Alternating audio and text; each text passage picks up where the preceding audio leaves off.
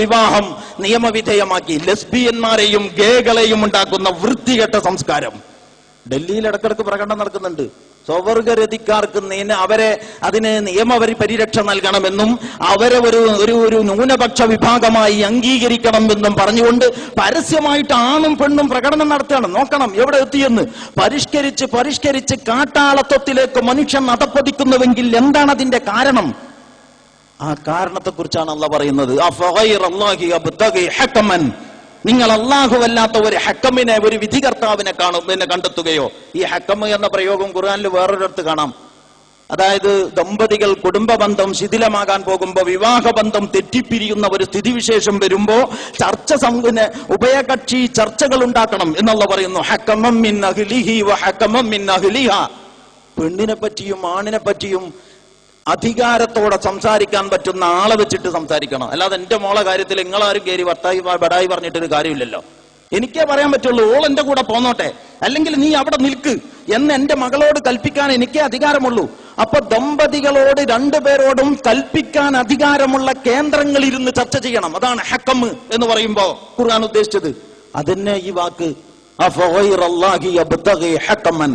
അല്ലാഹുവല്ലാത്ത ഒരു നിയമത്തിന്റെ ഉറവിടത്തെ നമ്മൾ അംഗീകരിക്കുകയോ? അവൻ വളരെ വിശദമായ ഗ്രന്ഥം നൽകിയിരിക്കുന്നു. നമ്മളൊക്കെ അംഗീകരിക്കുന്നുണ്ടല്ലോ. നാട്ടിലിപ്പോ അടുത്ത് ഞാൻ സംഗതി വശാൽ ഒരു ജീലാനി പ്രഭാഷണം കേൾക്കാനിടയായി.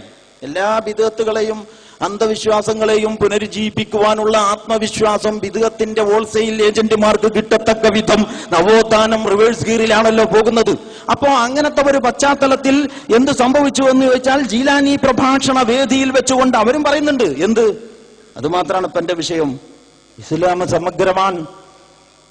സമഗ്രമാണ്. ഈ മാലയും മൗലൂദും എന്നൊക്കെ പറഞ്ഞിട്ട് മഹാന്മാരെ വഷളാക്കാൻ വേണ്ടിയിട്ട്, അല്ലാതെ ബഹുമാനിക്കാൻ വേണ്ടിയിട്ടൊന്നല്ല. ഇവര് ഈ പാവപ്പെട്ട ജനങ്ങൾ മഹാന്മാരെ ബഹുമാനിക്കുകയാണ് എന്ന് തെറ്റിദ്ധരിക്കുന്നുണ്ടാകും. പക്ഷെ ബഹുമാനിക്കുന്നല്ല. മുന്നം തുടിമുട്ടി കാബാനെ ചുറ്റുമ്പോൾ റിഫായി മാലയിൽ കാണാം. സംഗതി വശാൽ ഞാൻ യാദൃശികമായിട്ട് ഓർത്തുപോയതാണ്. റിഫായി മാലയില് പറയാണ് എന്താ സംഭവം എന്ന് ചോദിച്ചാൽ, റിഫായി അഹമ്മദുൽ കബീർ റിഫായി എന്ന് പറയുന്ന മഹാനവർകളെ, നിസ്സാരക്കാരനല്ല, പണ്ഡിതനാണ്, മഹാനാണ്. ഈ മഹാനവർകൾ ഒരു ചെണ്ട പോലുള്ള ഒരു സാധനവുമായിട്ട് കഅബം തവാഫ് ചെയ്യാൻ ചെന്നു എന്ന് ചണ്ടി മുട്ടിക്കൊണ്ടേ. അപ്പൊ മക്കാര് പറഞ്ഞു ഈ പരിപാടി ഇവിടെ പറ്റൂല, ഞങ്ങളൊക്കെ ചെയ്യും പോലെ ചെയ്താൽ മതി. മൂപ്പർക്ക് ദേഷ്യം വന്നു. മൂപ്പര് കഅബ ഈ ചെണ്ട ഒരു ചുമരിൽ തൂക്കിയിട്ടിട്ട്, അവിടെ ചുമരിൽ തൂക്കിയിട്ടിട്ട് കഅബത്തോട് ചെണ്ടയെ തവാഫ് ചെയ്യാൻ പറഞ്ഞു എന്നാണ്. മുന്നം തുടിമുട്ടി കഅബാനെ ചുറ്റുമ്പോൾ ഇവിധം വേണ്ടാന്ന് മക്കികൾ ചൊന്നോവർ ഉടനെ റിഫായി മാതിലും കുളത്തിയാൻ അപ്പോൾ കഅബം തവാഫെന്ന് ചെന്നോവർ ഉടനെ കഅബം തൂളുങ്കുന്ന നേരത്ത് ഒളിവർ റിഫായി എന്നല്ലാ വിളിച്ചോവർ. ഇത്തിരി ഓവറാണെന്ന് എഴുതിയ ആൾക്ക് തന്നെ തോന്നിയിട്ടുണ്ട്. അതുകൊണ്ടാണ് മൂപ്പർ അങ്ങനെ അവസാനിപ്പിച്ചിട്ടുള്ളത്. അപ്പൊ എന്താ പറയണമെന്നറിയോ? കഅബാലയം ചെണ്ട കൊട്ടിക്കൊണ്ട് തവാഫ് ചെയ്യാൻ ചെന്നിട്ട് അങ്ങനെ വേണ്ട എന്ന് ആളുകൾ പറഞ്ഞപ്പോ ദേഷ്യം പിടിച്ചിട്ട് ചെണ്ട മതിലിൽ തൂക്കിയിട്ട് കഅബത്തോട് ചെണ്ടയെ തവാഫ് ചെയ്യാൻ. അങ്ങനെ ഉടനെ കഅബം തൂളുങ്കുന്ന നേരത്ത് ഒളിവർ റിഫായി എന്നല്ലാ വിളിച്ചോവർ. അപ്പൊ കഅബം ചെണ്ടയെ തവാഫ് ചെയ്യാൻ തുടങ്ങിയപ്പോ അല്ലാഹ് ഒളിവർ റിഫായി എന്ന് വിളിച്ചു വന്നു. ജീലാനി പ്രഭാഷണത്തെ കുറിച്ച് പറഞ്ഞപ്പോ ഞാൻ പറഞ്ഞതാണ്, ഇങ്ങനെ മഹാന്മാരെ വഷളാക്കുന്നതല്ല മഹാന്മാരോടുള്ള ബഹുമാനത്തിന്റെ വഴി എന്ന് പറഞ്ഞുകൊണ്ട് ഞാൻ പറയട്ടെ. നമുക്ക് വന്നിടത്തേക്ക് തന്നെ പോകാം. ഇസ്ലാം സമഗ്രമാണ്. അവിടുന്ന് നമ്മൾ പോകുന്നത്. ഇസ്ലാം സമഗ്രമാണെന്ന് ജീലാനി പ്രഭാഷണത്തിൽ. അപ്പൊ എന്താണ്?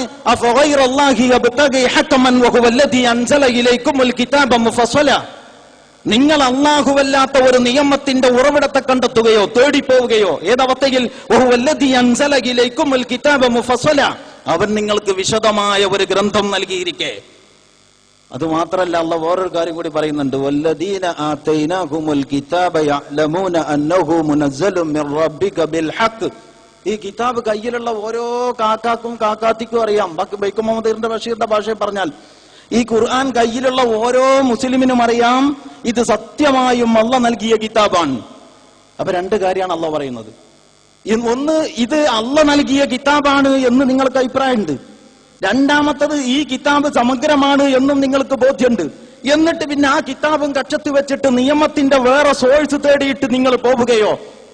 ഫലാ തകൂനന്ന മിനൽ മുംതരീൻ. ഇത് മതരാഷ്ട്രവാദമാകോ എന്നൊക്കെ ഒസുവാസുപെട്ടിട്ട് നിങ്ങൾ പിന്തിരിഞ്ഞു പോകരുത്, ഈ നിലപാട് നിങ്ങൾ എടുക്കരുത് എന്നുള്ള പറയാണ്. വതമ്മത് കലിമത്തു റബ്ബിക സിദ്ഖൻ വഅദില. അള്ളാഹുവിന്റെ വചനങ്ങൾ സത്യത്തോടെയും നീതിയോടെയും പൂർണ്ണമായിരിക്കുന്നു. സത്യവും നീതിയും പുലരലാണോ നിങ്ങളുടെ ആഗ്രഹം? എങ്കിൽ അതിന് അള്ളാന്റെ കിതാബല്ലാത്ത വേറെ വഴിയൊന്നുമില്ല. പിന്നെ പറയുന്നതാണ് ഏറ്റവും മർമ്മം. ഭൂമിയിലെ ഭൂരിപക്ഷത്തെ നിങ്ങൾ അനുസരിക്കുന്ന പക്ഷം അള്ളാഹുവിന്റെ മാർഗത്തിൽ നിന്ന് അവർ നിങ്ങളെ തെറ്റിച്ചു കളയും. അവർ ഊഹങ്ങളെയാണ് പിൻപറ്റുന്നത്.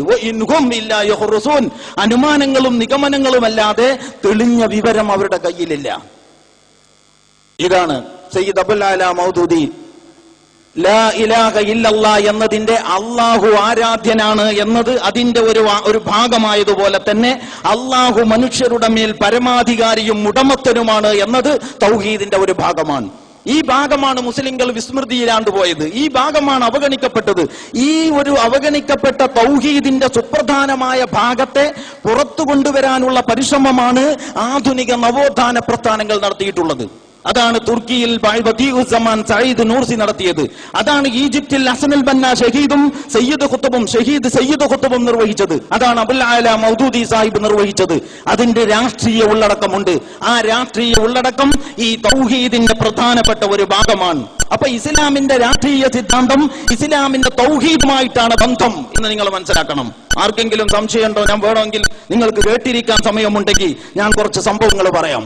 വേറെയും ഒരുപാട് വിഷയങ്ങളിലേക്ക് നമുക്ക് പോകേണ്ടതുണ്ട്. എന്നാലും എനിക്ക് തോന്നുന്നു ഈ ഒരു പോയിന്റ് നിങ്ങൾക്ക് ബോധ്യപ്പെടേണ്ടത് ആവശ്യമാണ്. റസൂലുള്ളാഹി സ്വല്ലല്ലാഹു അലൈഹി വസല്ലമയുടെ ഇസ്ലാമിക ചരിത്രത്തിലെ ചില സംഭവങ്ങളാകുന്നു ഞാൻ പറയാൻ പോകുന്നത്. റസൂലുള്ളാഹി എന്താണ് ഈ സംഭവങ്ങളുടെയൊക്കെ അടിസ്ഥാനം? ലാ ഇലാഹ ഇല്ലല്ലാ എന്ന് പറയുന്ന കലിമത്തു തൗഹീദ് അള്ളാഹു ആരാധ്യനാണ് എന്ന ആശയം മാത്രമല്ല, അള്ളാഹു നമ്മുടെ ജീവിതത്തിന്റെ മേൽ പരമാധികാരിയും ചോദ്യം ചെയ്യപ്പെടാതെ അനുസരിക്കപ്പെടുന്നവനുമാകണം എന്നതുകൂടി അതിന്റെ ഭാഗമാണ്. ഇത് നിങ്ങൾക്ക് ബോധ്യപ്പെടാൻ ഉതകുന്ന ചില സംഭവങ്ങളാണ് ഞാൻ പറയാൻ പോകുന്നത്. ഒന്നാമത്തെ കാര്യം, റസൂൽ കരീം സല്ലല്ലാഹു അലൈഹി വസല്ലമ മക്കയിൽ നിയോഗിതനായിട്ട് തന്റെ പ്രബോധന പ്രവർത്തനങ്ങൾ ആരംഭിക്കുന്ന ആദ്യ ഘട്ടത്തിൽ തന്നെ പറഞ്ഞു, ഖൂലൂ ലാ ഇലാഹ ഇല്ലല്ലാഹ് തുഫ്ലിഹു. നിങ്ങൾ ലാ ഇലാഹ ഇല്ലല്ലാഹ് എന്ന് പ്രഖ്യാപിക്കൂ, നിങ്ങൾ വിജയിക്കും. എന്നിട്ട് ആ വിജയം എങ്ങനെ എന്ന് അവിടെ നിന്ന് വിശദീകരിച്ചു. മൻ ഖാല ലാ ഇലാഹ ഇല്ലല്ലാഹ് ദഖലൽ ജന്ന. ലാ ഇലാഹ ഇല്ലല്ലാഹ് എന്ന് ചൊല്ലിയ സ്വർഗം കിട്ടും എന്ന് പറഞ്ഞാൽ വെറുതെ തൊണ്ടയിൽ നിങ്ങോട്ട് താഴോട്ട് ഇറങ്ങാതെ ദിക്റില്ല സ്വർഗം കിട്ടുന്നൊന്നല്ല. ദിക്ർ ഇങ്ങനെ 2000ന്റെ ആംപ്ലിഫയർ വെച്ചിട്ട് ചെല്ലേണ്ട സാധനമല്ല. ഉദ്കുർ റബ്ബക ഫീ നഫ്സിക തളറുഅൻ വഖീഫതൻ ദൂനൽ ജഹ്രി മിനൽ ഖൗലി ബിൽ ഗുദുവി വൽ അസ്വാൽ വലാ തകൂനന്ന മിനൽ ഗാഫിലീൻ. അങ്ങനെയാണ് ദിക്റിനെ പറ്റി അല്ലാഹ് പറയുന്നത്. ഉദ്കുർ റബ്ബക ഫീ നഫ്സിക, നിന്റെ റബ്ബിനെ നിന്റെ മനസ്സിൽ നീ സ്മരിക്കുക. ദൂനൽ ഖൗൽ ദൂനൽ ജഹ്രി മിനൽ ഖൗൽ, വാക്കുകൾ ഉറക്കയാക്കാതെയും. നോക്കണം, ദിക്റാൽക്കാര് 2000ന്റെ ആംപ്ലിഫയർ വെച്ചിട്ട് പള്ളിയിലിരുന്ന് പതുക്കെ ദിക്റിയെല്ലുന്ന മനുഷ്യനെ പാടത്ത് സംഘടിപ്പിച്ചിട്ട് മഹാസമ്മേളനം ദിക്റിന്റെയും സലാത്തിന്റെയും പേരിൽ നടത്തുമ്പോ പരിശുദ്ധ ഖുർആനിന്റെ വളരെ നഗ്നമായ ലംഘനമാണത്. എന്താ ലംഘനം? ഉദ്കുർ റബ്ബക ഫീ നഫ്സിക, നിന്റെ നാഥനെ നീ നിന്റെ മനസ്സിൽ ഓർക്കുക.